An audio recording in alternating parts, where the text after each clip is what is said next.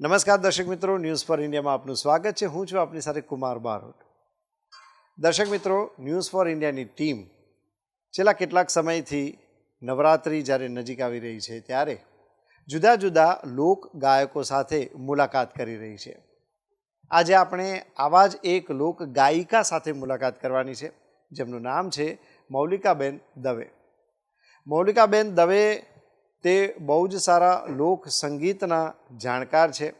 લગ્ન ગીત, રાસ, ગરબા વગેરે કહી શકાય કે તેમની યુએસપી છે. તો આજે આપણે મૌલિકાબેન દવે સાથે વાત કરીશું અને જાણીશું કે તેમની સંગીતની અત્યાર સુધીની સફર કેવી રહી. નમસ્કાર મૌલિકાબેન, અમારા કાર્યક્રમમાં આપનું સ્વાગત છે. મૌલિકાબેન, સૌથી પહેલાં આપ અમારા દર્શક મિત્રોને તે જણાવો કે આપ લોક સંગીતમાં બહુ જ સારું જ્ઞાન ધરાવો છો, આપ બહુ સારા ગાયિકા છો, એ તો સૌ જાણે છે. પરંતુ આપણે નાનપણથી શરૂ કરીએ તો આપનું બાળપણ, આપનું ભણતર વગેરે કેવા રહ્યા? બાળપણ મારું અમદાવાદમાં જ મારો જન્મ, અમદાવાદમાં ખોખરામાં મારો જન્મ છે. અને એ પછીથી નાનપણથી જ 7 વર્ષની હતી ત્યારથી જ આ સિંગિંગ લાઇનની અંદર હું આવી. મને ગાવાનો શોખ હતો અને એ પછી ભણવાની સાથે સાથે ગાવાનું પણ ચાલુ જ બધું રહ્યું. મેં MA સુધીનો અભ્યાસ કર્યો છે અને અત્યારે ગાવાની સાથે ભણવાનું અને ખૂબ લાંબી સફર, અત્યારે 35 વર્ષ મારા આ સંગીતના સાંસ્કૃતિક કાર્યક્રમો હોય કે બધા સંગીત લાઇનની અંદર મારા 35 વર્ષથી હું આ કાર્યક્રમો કરું છું. અચ્છા મૌલિકાબેન, સૌથી પહેલાં તમને એવું ક્યારે લાગ્યું કે તમે ગાઈ શકો છો? 7 વર્ષની હતી ને ત્યારથી મને ગાવાનું મન હતું, કે કારણ કે ઘરમાં સંગીત પ્રિય એક વાતાવરણ એવું હતું. કારણ કે મારા નાના હતા ને એ કથા વાર્તા અને સપ્તાહ ને એવું બધું કરતા, અને એ વારસો મારા મમ્મીને આવ્યો. મારા નાનાથી મારા મમ્મીને આવ્યો અને મમ્મીથી મને આવ્યો. અને અમારા કહેવાય કે પરિવારમાં મારા માસીઓ, મારા મામા, મારો ભાઈ, બધા અમે આ ફિલ્ડની અંદર ધીરે ધીરે આવ્યા. મારા પપ્પાને પણ ખૂબ જ સંગીતનો શોખ, અને ડાયરાઓને પહેલાં ડાયરાઓને બધું થતા, એટલે મારા પપ્પા મને બધી જગ્યાએ સાંભળવા, હું નાની હોય એટલે પપ્પાને પણ બહુ શોખ ડાયરાઓનો ને એનો, એટલે પપ્પાઓ પણ બહુ સાંભળતા અને મને પણ સાંભળવા લઈ જાવ કે ચલો આજે ડાયરો છે અહીંયા, ચલ. અને હું સૂતી હોય તો પણ ઉઠાડે કે ચલો ડાયરો સાંભળવા. એમ અમે બંને બાપ દીકરી અમે જઈએ. ઘણી બધી જગ્યાએ એવું થાય કે ડાયરો હોય અને એમ થાય કે લાવો એક ગીત અહીંયા ગાવાનું છે, તો એક બાળ કલાકાર તરીકે મને રજૂ કરે. અચ્છા, તો મૌલિકાબેન, આપણે ત્યાં જે કહેવત છે ને કે ભાઈ તાનસેન થતાં પહેલાં કાનસેન થવું જરૂરી છે, તો તમારેમાં આ કિસ્સામાં જે કહી શકાય કે આ વાત બહુ જ સાચી ઠરે છે કે તમે ખૂબ સાંભળ્યું અને પછી તમે આ વસ્તુ ગાવાની શરૂ કરી.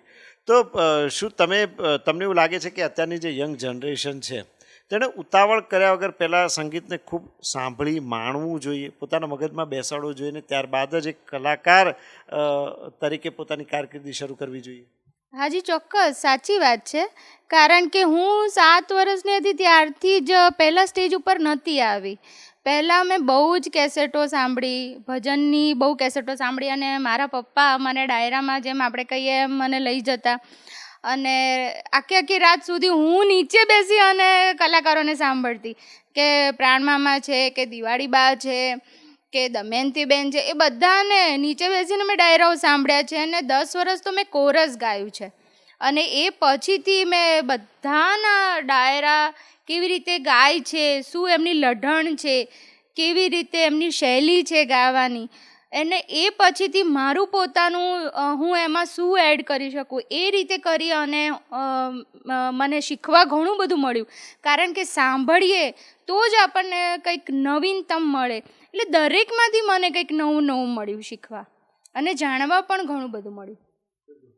તો હવે તમે એમ કીધું કે 7 વર્ષના હતા ત્યારથી તમે આ તમારી સંગીતની સફર શરૂ કરી. સૌથી પહેલો એક સારો બ્રેક યુવાન વયે સામાન્ય રીતે માણસને મળતો હોય છે. તમને આ બ્રેક કેટલા વર્ષે મળ્યો, ક્યાં મળ્યો, કેવી રીતે મળ્યો?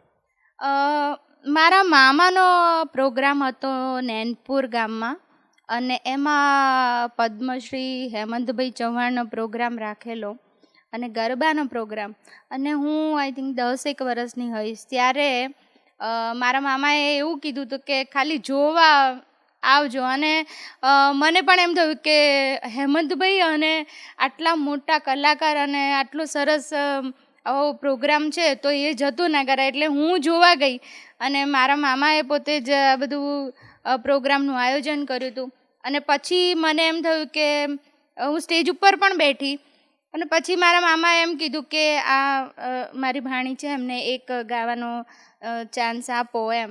એટલે પછી એક જ ગરબો મેં ગાયો, ખૂબ નાની હતી, અને એક ગરબો ગાયો, પણ બધા એટલા બધાને બધું ગમ્યું કે ત્યાંના સરપંચ અને એ બધા હતા, એમણે મને પૈસાનો હાર પહેરાવ્યો, ખૂબ બધાએ ખૂબ તાળીઓ પાડી, એપ્રિશિએટ કરી ખૂબ જ. અને ખૂબ ત્યાં મોટા ગરબા થાય છે, 1 કલાકે એક માણસ સામે આવે એટલા મોટા ગરબા થાય છે. પહેલાં તો બધાને એવું થતું હતું કે આટલી નાની વયે અને આટલી નાની બેબીને આ ગરબા ગાશે કે નહીં, કે ભાઈ ગરબો તૂટી ના જાય એનો પણ બીક હતી, કે આ ગરબા બંધ ના થઈ જાય. પણ ખબર નહીં કેવી રીતે મને હિંમત આવીને મેં ગાયું, અને બસ ત્યાંથી એ બ્રેક મળ્યો, અને ત્યાંથી મને હિંમત આવી કે હું આગળ કંઈક વધારે કરી શકીશ. એ સૌથી પહેલો ગરબો કયો હતો તે અમારા દર્શક મિત્રોને જણાવ, 2 લાઈન ગાઈને બતાવો. પંખીડા ઓ પંખીડા, પંખીડા ઓ પંખીડા, પંખીડા રે ઉડી જાજે પાવાગઢ રે, પંખીડા તું ઉડીને જાજે પાવાગઢ રે, મારી મહાકાળીને જઈને કેજો ગરબે રમે રે, મારી મહાકાળીને જઈને કેજો ગરબે રમે રે. પંખીડા હો પંખીડા, પંખીડા હો પંખીડા. વાહ, ખૂબ જ સુંદર રીતે તમે આ ગીત ગાયું, બહુ હલકથી તમે આ ગીતને રજૂ કર્યું. હવે આ તમે એક હજી પણ મને એમ થાય છે કે જ્યારે નવરાત્રિ આવી જ રહી છે અને જ્યારે તમારો ઇન્ટરવ્યૂ થઈ રહ્યો છે, તો એ એક સરસ મજાનો કોઈ જૂનો ગરબો કોઈ તમને યાદ છે કે જ્યાં તમને એમ થાય કે અત્યારે ઓછો ગવાય છે, પણ જો ખરેખર ગવાય ને તો લોકોને આજે પણ એટલી જ મજા આવે? હું ખોડિયારમાંની બહુ જ માનું છું, ખોડિયારમાંની બહુ ભગત છું, એટલે મને ખોડિયારમાં ઉપર બહુ શ્રદ્ધા છે, એટલે માતાજીનો જ ગરબો ગઈએ ખોડિયારમાંનો. હે કોઈ તાતણિયા દરાથી તેડાવો મારી બાયું રે, ખોડિયાર રમવા આવે હો, કોઈ mateલ ઓ કોઈ mateલ હો, કોઈ mateલ જઈને મનાવો મારી બાયું રે, ખોડિયાર રમવા આવે હો, મારી ખોડિયાર રમવા આવે. જે ઉપરનો સૂર કહેવાય ને તે પણ તમે ખૂબ જ સરસ રીતે લગાવી રહ્યા છો. હવે લોકગીતમાં પેલું જે લગ્ન ગીત પણ હોય છે ને, આપણે ત્યાં તો લગ્નની મોસમ એટલે આપણે કંઈ કહીએ ને કંઈક આખી મજાની મોસમ હોય છે, ફટાણા પણ હોય ને બધું જ હોય. તમારું કોઈ પ્રિય કોઈ લગ્ન ગીત હોય તો તેવી કોઈ 2 લાઈન અમારા દર્શક મિત્રો માટે. એક તો લગ્ન ગીત બહુ જૂના ઢાળનું એક લગ્ન ગીત છે કે સાંજનું વાતાવરણ હોય અને જાન આવતી હોય, ત્યારે જાનને મોડું થયું હોય અને બધા કહેતા હોય કે સાંજ પડી અને ઝાલર વાગી, મારી લાડકડીના વર વહેલા આવજો, તમે કેમ વહેલા ના આવ્યા, એવું એક સરસ લગ્ન ગીત છે. સાંજ રે એ પડીને ઝાલર વાગી, મારી લાડકડીના વર વેલા આવજો, ઓ મારી લાડકડીના વર વેલા વેલાયા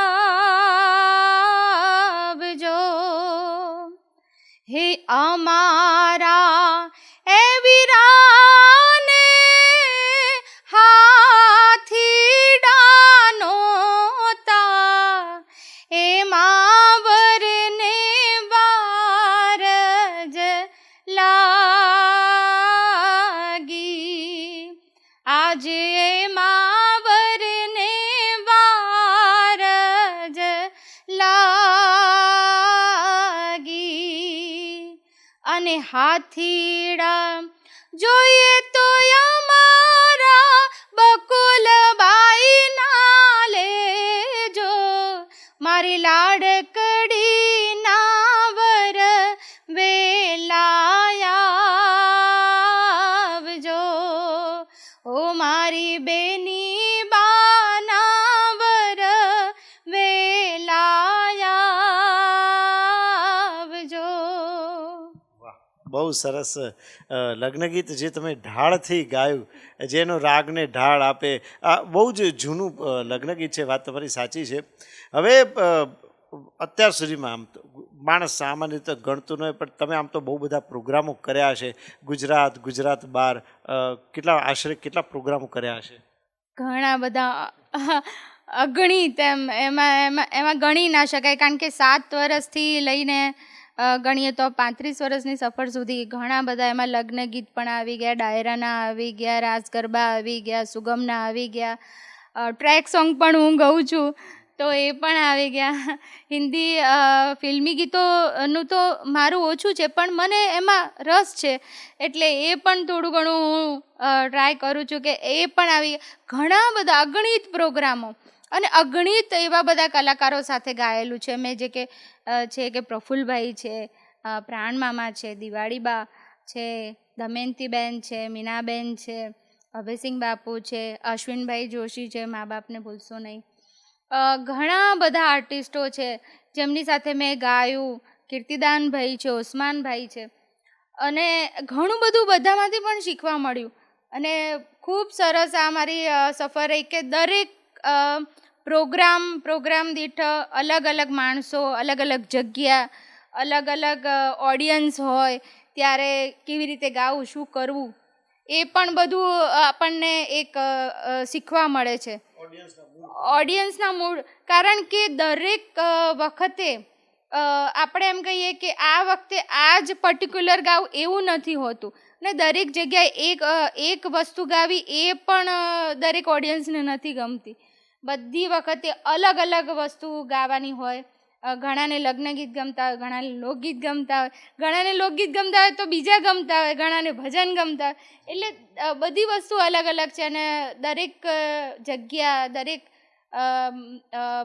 જગ્યાનો, દરેક ઓડિયન્સનો અલગ અલગ ચાહક વર્ગ હોય, એની અલગ અલગ ફરમાઈશ હોય, એ પ્રમાણે અમારે ગાવું પડે.